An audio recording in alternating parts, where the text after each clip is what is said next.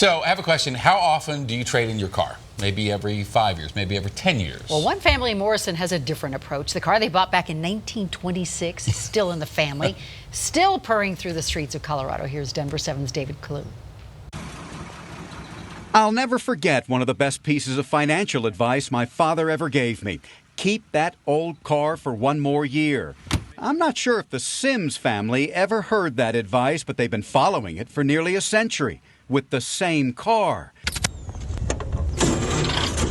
This 1926 Flint Touring Model E55 is rolling through a fifth generation of Sims. My grandfather, Albert C. Sims, bought it new from a Flint dealer down on 12th and Broadway. That's Albert's grandson, Frank. He turned 90 this year, and that's Frank standing on the running board of his grandfather's brand new Flint when he was just 2 years old. And a lot has happened in those 93 years. Congress had just approved the funding to build I-70 through Denver.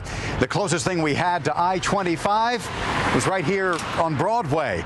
Also right here, this U.S. Bank building is where the Flint showroom used to sit. It's where the Sims bought their touring sedan, and it was pricey, about $1,100, double the price of the average family car at that time. But what a journey that Flint and Denver have taken since. Frank's grandfather had just inked a deal to begin delivering the mail between Morrison and Evergreen and needed a big set of wheels to do the job. He'd pick up the mail sacks in the morning at Union Station, take them up to the two post offices in the afternoon.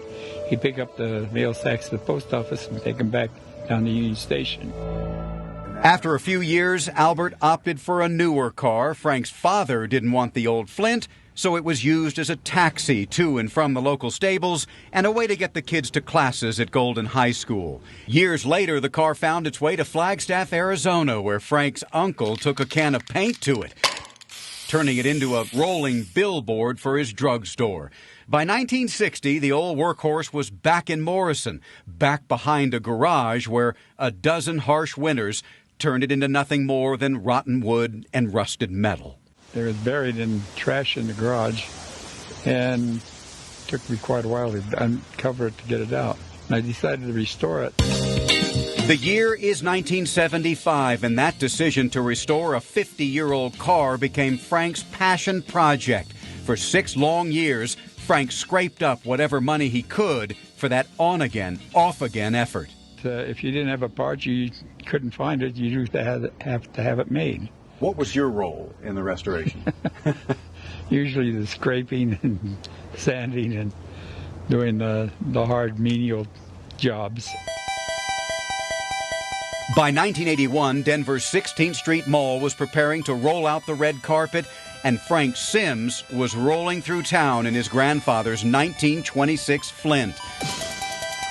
Restored with such accuracy and precision, it collected dozens of top awards at car shows from Michigan to New Mexico.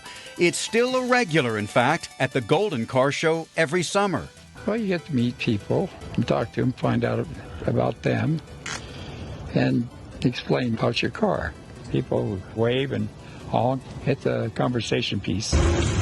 That it is, and Frank has had plenty of offers for the old Flint, some as high as $50,000. Well, at my age, money isn't everything. But family is. How long do you want this car to stay in the family? Well, as long as it can. Like it goes to my son. And he can pass on maybe to his son or so on. The Sims Flint has seen more than most of us when it comes to the evolution of Denver, and for the last 90 years, Frank has witnessed much of it from the front seat of a classic. But I don't get around much anymore. The body's wearing out. Interesting words from a guy who made sure this body remained a sparkling piece of Denver history for the rest of us to enjoy. I'm David Clue, Denver 7.